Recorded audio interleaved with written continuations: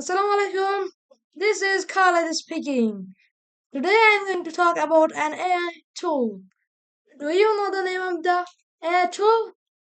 Well, the name of the AI tool is Adobe Firefly. You can ask me what can we do with Adobe Firefly? We can generate pictures by Adobe Firefly. So let's do that.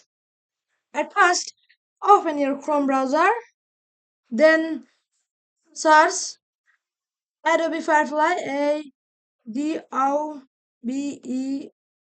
Adobe Firefly, and then click Adobe Firefly Free Generative AI for Creatives. Click on, and then click Get Firefly Free.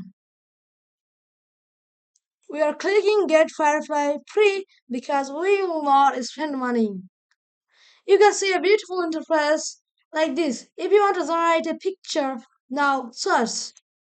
As an example, a man is playing playing cricket. Now generate. Now you can see it is loading and it will take a few minutes. So you can see beautiful pictures. This one, the player is playing cricket. And if you want to download this picture, then you have to click on download.